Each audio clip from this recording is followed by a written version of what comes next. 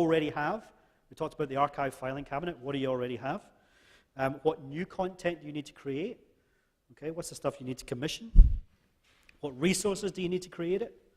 Okay, do I need equipment? Do I need people? Do I need cash?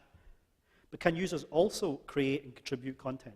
That could be that thing about saying, hey, do you have good photographs?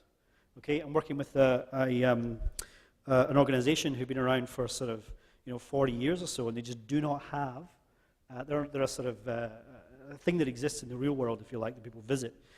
They don't have a lot of photographs in their archive beyond sort of 10 years. So they're now going out and saying, were you there in 1960 when this thing happened? Please, do you have any photographs? Or do you have any photographs of that period of you visiting us? If so, please share. Okay, so how can I get content from other people and then curate that into something that's compelling and interesting? Okay, budget. Just think about these things. Line items on your budget. Platform development. Do I need to build anything digitally in terms of my website? Do I need to spend money on the website in order to make this happen? Okay, well, that's what I mean by platform development.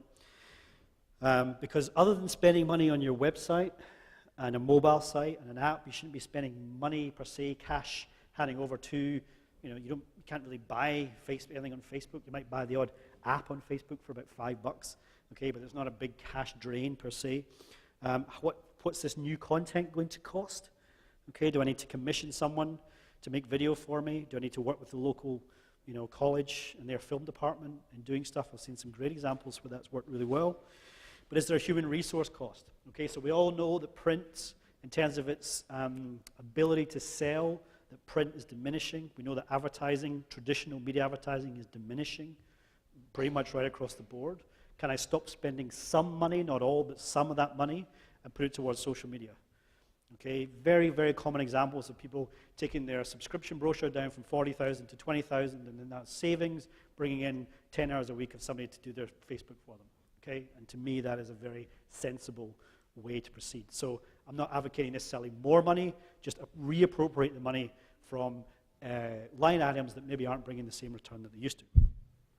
Licensing costs. Just be mindful, particularly around video, using music. There's a lot of stuff that exists out there in Creative Commons, which is sort of free as long as you attribute it. But you might love a piece of music that you might want to say to people, I want to use that piece of music in my video. That might cost you a couple of $100. Okay? If it's an indie band, if it's somebody who's only just been signed and there's not a lot of hullabaloo about them and so on, a few $100 will really do it. Okay?